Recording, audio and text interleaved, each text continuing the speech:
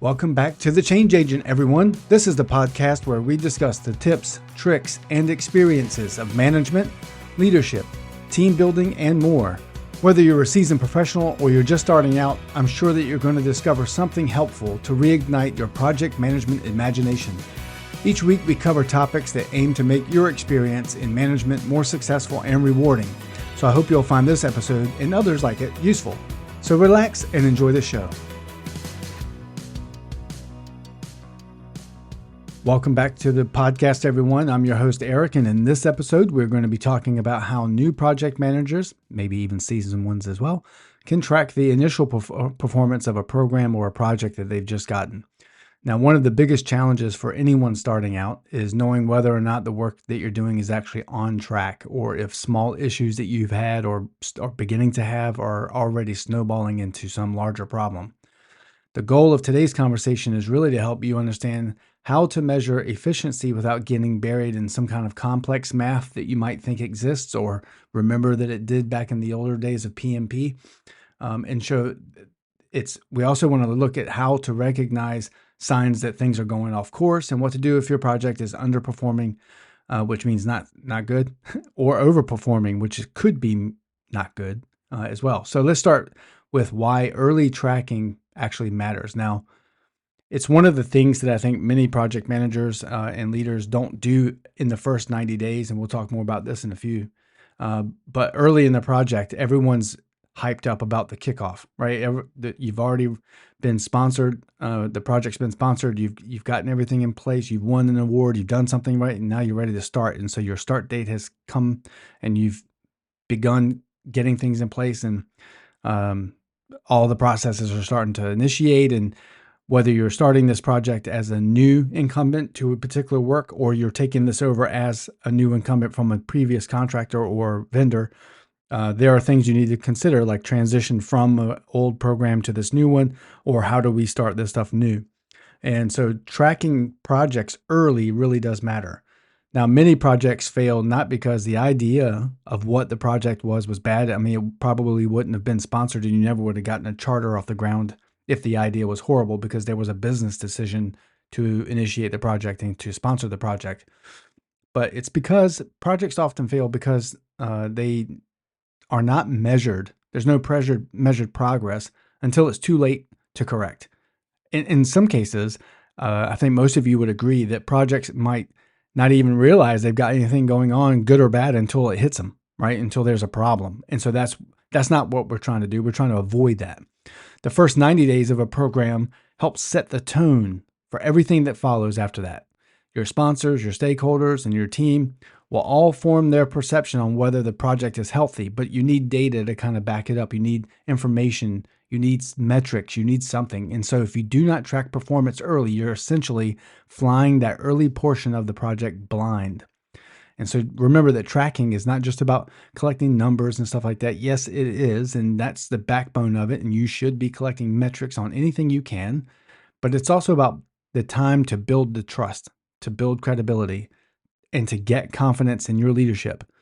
As a quick story, when I took over a large multi-million-dollar contract, it was about $299 million contract, I did not have experience in the realm of the work that we were doing. The scope of the work that we were doing was not something in my forte. I knew a lot about a small piece of it, but only superficial information over more technical stuff like configuration management, software development, cybersecurity, and stuff like that. So I knew a lot about one thing and a little about a lot of different things. And so I was really, really nervous. I didn't have a lot of confidence in internally, as a personal secret to everyone, I was not confident in me. I was nervous. I wasn't sure if I knew what I was doing. I knew I had a good team. I knew I had a good set of leadership above me and around me. I knew I had a good customer that trusted me. And so because I spent a lot of time building trust with stakeholder engagement before we actually won the contract. And then once we won it, I kind of felt like I knew them already. But when I realized after tracking really hardcore that first 90 days, I felt super confident after 90 days. And this was a 5-year contract. And so you can imagine the amount of stress that I saved myself by preparing and tracking. if I spent the first 90 days tracking everything, getting that confidence built up, then I had that next 4+ years to be relaxed. Not really, but that's how it felt. And so, yeah, the first 90 days of a program is where everything kind of gets set, right? And so you're really trying to get that confidence in there, the credibility and everything else. But before we dive off into that right field too far, let's get over to the efficiency idea, because really what you're trying to do is track efficiency and performance of the program. Now, efficiency is really the question of whether or not we're getting the outcomes that we expected with the resources that we planned to use. This is the variance from the baseline. You've heard many program and project managers talk about the baseline and the variance of these things. And so there are ways to indicate your variance of those. And one of the most common ways to do this is through something called the cost performance index. Now, it doesn't, there's also other indexes you can use, but we're going to talk today specifically about cost performance, because I think one way, as we know in the project management body of knowledge, the PMBOK guide, it talks about the iron triangle, right? This is time, scope, and cost. And so all of these things are connected. And if you change one of those, something else changes. If you have a project that's behind and you decide I'm going to throw more resources at it, well, that costs you more money. It might shorten the time that you get it work done, but it costs you more money, and that might be problematic. If you take resources off, the time will take longer to complete a project, and your quality might be even degraded because now you have to start maybe trying to remove some steps to shorten that time, right? So there are things that just, these constraints are connected. And so one of those happens to be cost, and cost performance index is really key because it can give you signals as to a lot of different things about that. That's why we're going to use the cost performance index today. But don't worry, you're not going to have to do any crazy math, no super formula, super califragilistic mathematics. You're just going to do a couple of things, and there's two key indicators I want you to track, and we'll talk about those right now. If you are going to use cost performance index, and you can find this at the PMI website. So go online and look up CPI, go on to Google, type in cost performance index, use ChatGPT or whatever you want. Think of it like a fuel gauge in your car. Okay. If your car runs below 0 or E, you're out of gas, and that's it. Okay. And if it's above that, well, then you can at least go in some direction. You have something remaining. You have a positive variance of fuel.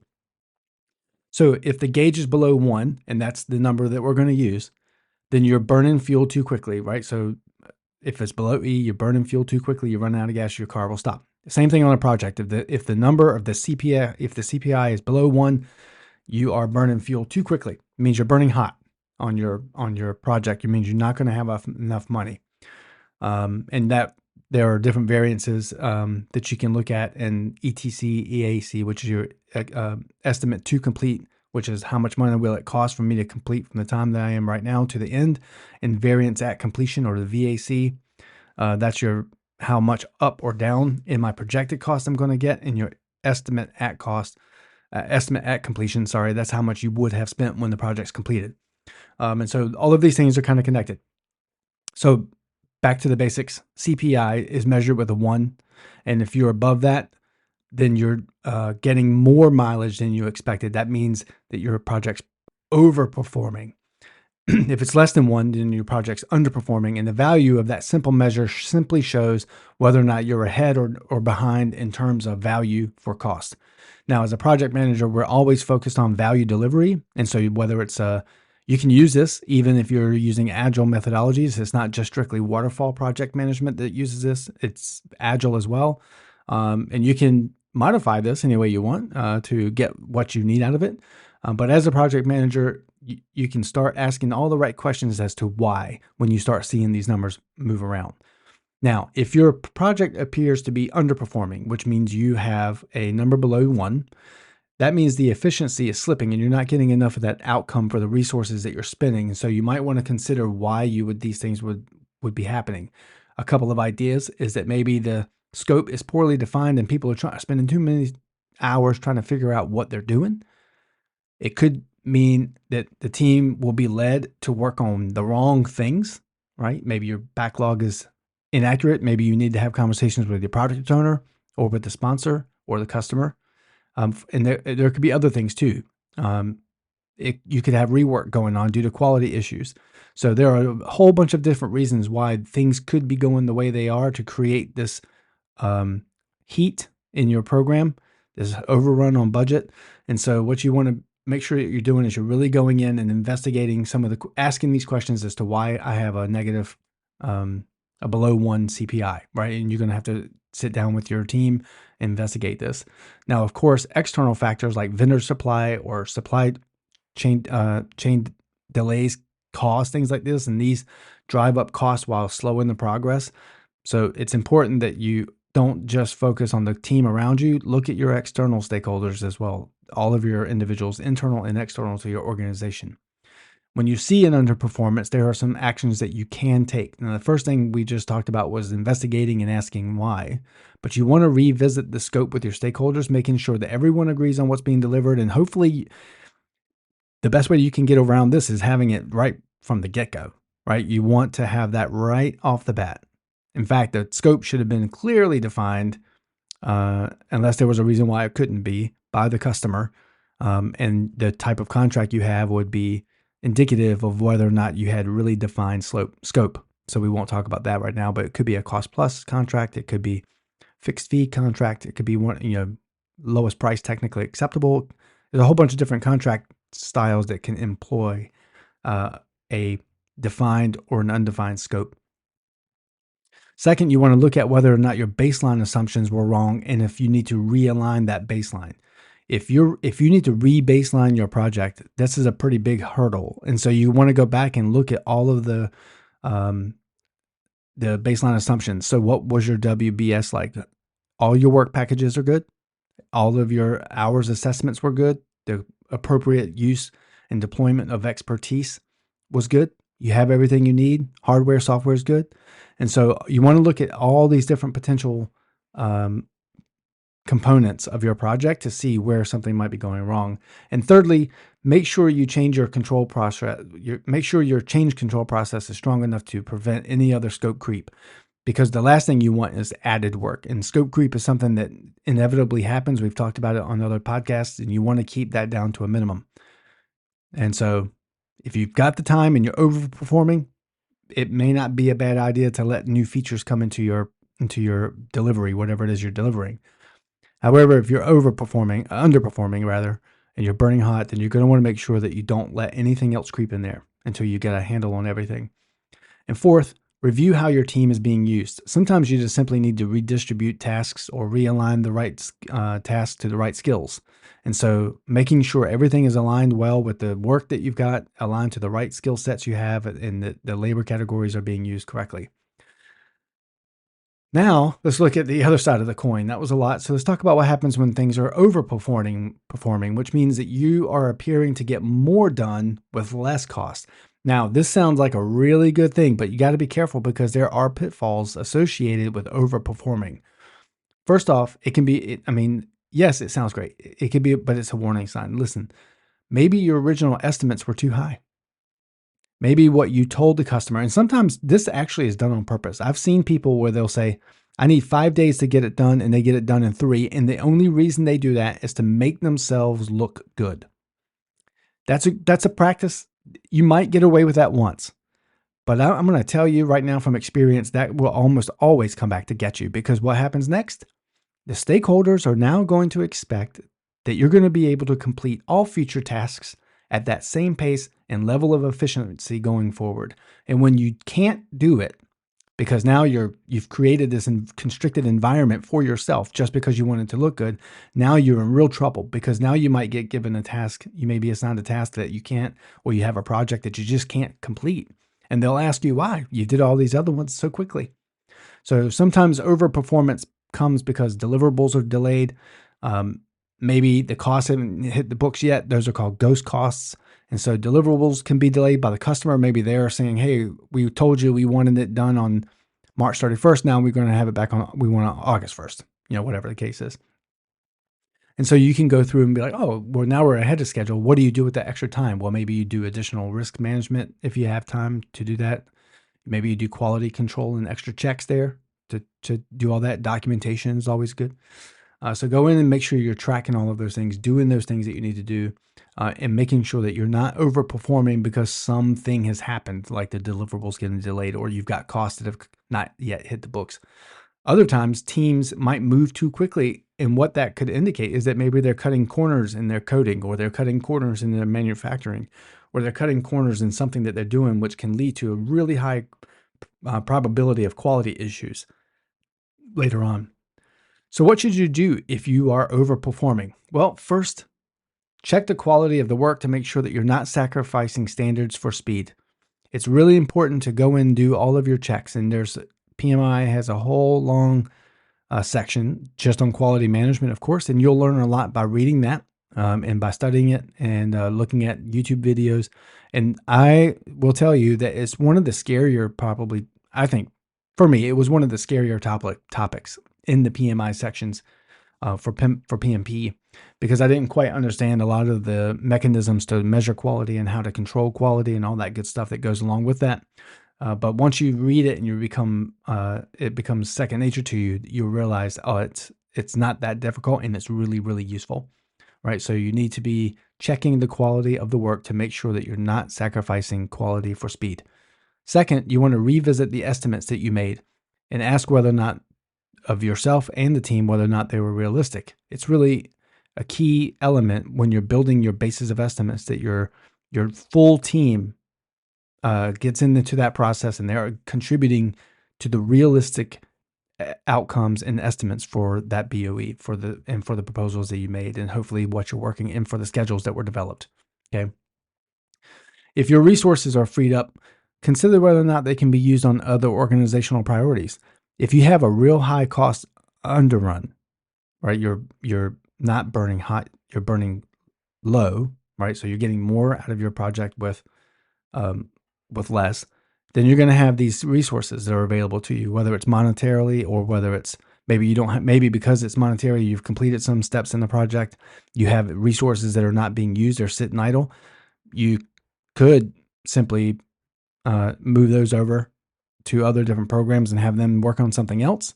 But when you do that, you have no resources charging to your project. And when that happens, that means your cost variance, your underrun goes up. Maybe to help the cost underrun, if that's your only problem, is to bring resources in and help you crash some feature on the project or help you do additional work or give a customer additional benefits and value.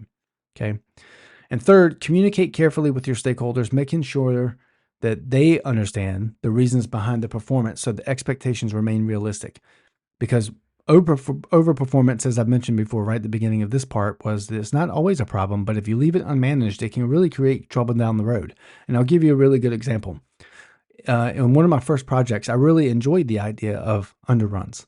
I didn't want to go too far. I would say 3 to 4% of the total contract value, I was comfortable, maybe even 1% under of whatever the contract value was. And so I was okay with that because it left me a management reserve. It left me some risk management resources if I had to have them, for if I had to crash, bring in additional resources for a project that, for additional scope that may have come onto the project or whatever it was. And so it always gave me that buffer, that life raft. And I enjoyed that for the whole entirety of that contract for that 2 years that I was running that contract. And then at the end, I had a problem. I hadn't spent all the money that I was told that I was going to. And all of a sudden, there became a conversation that kind of got awkward. In a room, one of the stakeholders asked, okay, so what are you going to do with this extra $100,000? And I was like, well, we need new computers for whatever. And they're like, you need them or you just want to spend money to blow it? Right. And so you can see where this conversation was kind of getting awkward for me as a fairly new project manager. And I was unsure of how to answer the underrun question. And I was, in the beginning of the conversation, I was like, oh, this is strange for me because I felt like they would be happy with me spending less money, but they had already earmarked that money for that. And by not spending it, they lost it. So I had to do something with it. Luckily, because of good stakeholder engagement and trusting relationships with the customer, we worked together to discover a valuable use for the remaining variance of money that we had. But I learned a lesson. that overperforming on that contract and having an underrun is not always a good thing. So be very careful. So you really want to aim for that bullseye of your financial target. So while your CPI is a good efficiency measure, it's not the only signal of project health. You need to be keeping an eye on other things like, am I hitting the milestones on the schedule? Do I have schedule variance? What's that? Am I delivering the project element, the milestone, late or early? If so, why? And ask your stakeholders if whether or not they're satisfied with the progress or whether the project is still aligned with their expectations. And one of the best ways to do this is to follow the agile methodology of using uh, iteration meetings, coming in and having retrospectives done just for your team to go look at these different schedules and what was supposed to happen, employing and on a more granular level, employing daily stand-up meetings, or they call them team syncs now, where you go in every single day and for 15 minutes you talk about what'd you do yesterday, what are you doing today, and what obstacles do you have, and you keep it very short, and that's the only thing you talk about, and the Scrum Master is in charge there, and they don't assign work, they remove obstacles. So things like that, right? All of those little tools you can use to help manage all that stuff and track that progress and making sure everybody's still aligned with what's going on and what the expectations are. You also want to check in on your team morale, because if your team morale happens to get out of check, you got a problem. You want to know if your people are being overworked. Did you finish your project early because one of your team managers, your task leads, forced the entire team to work 12-hour shifts for 6 days a week, and you didn't know that? So, who knows? So all of these things can help lead to different problems in your project, and you want to make sure that you're tracking all this. So make sure you look it up and track those early signs of trouble in your risk register long before they appear on the schedule. Now, for new project managers, practical tools can make all the difference in the world. So a simple dashboard with stoplight charts, red, yellow, green, indicators can be enough to help you communicate the health of your project without any complex reporting. You don't need that. Maybe it's just red, yellow, and green stoplight charts. You can also do weekly check-ins where you're asking the team what was completed, what slipped, and why. This is the agile methodology of the team sync that I've just talked about, because that gives the Scrum Master really good insight into how the team's performing and where their issues are and what they need to do to get the team back on track. This also, you can also use reporting, typical reporting to your stakeholders. They can see dashboards, they can see Kanban charts, or Kanban boards. They can see all kinds of cool stuff that help get them through where they need to go, get them the information they need. And it helps them focus on trends instead of snapshots. So as a project manager, yes, taking the pulse on a daily, weekly, monthly cycle is good, but overall through a particular period of like quarters and years, maybe even, you're looking at performance, okay? Especially if your project is running for a very long time, over a couple of years or more, right? So it's really important you have those things in mind. So when reporting to stakeholders, make sure you're focusing on the trend itself, not specifically these quick snapshots, unless you happen to be doing strictly agile methodologies where you're going to be engaging with the product owners much more often, and all of your customers much more often. And make sure that when you explain these things and you explain the variances, you explain it in plain English, not just numbers. You can, and oftentimes that's how I did it. We're burning hot. We're burning cold. We have an underrun. And then the customer would say, well, how much? And I'd say, I don't know, $50,000. Okay. What's your plan? And I was like, we're just going to tack it to the management reserve. We're holding on to it. $50,000 for a program of the size that I was running was really easy to get through. So we would typically find needs for that money as we move through the project. And by the time the estimate at completion was done and redone again and redone again and redone again, we found that our variance had moved from 50 to 10,000. So there were reasons why we were using that money that were valuable to the customer. And we didn't go into high technical conversations about numbers and financial methodologies and formulas that we used. We just said that we're doing good, we're not doing good. Here's what our variances are, and this is where we're at. Now, remember that communication is as much about perception as it is about the data. So if you have a problem, you're overrunning, It means you don't have enough money to finish at this point. You can be upbeat about that. Like, here's the problem and here's my solution.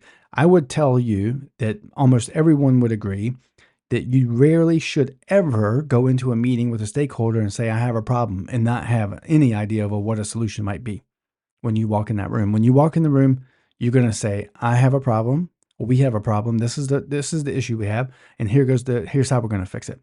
Okay. And then let that customer tell you whether or not that's a viable option for fixing it or not. That's the perception. Because as long as you do that, the perception that you have everything in control is perfect. It's fine.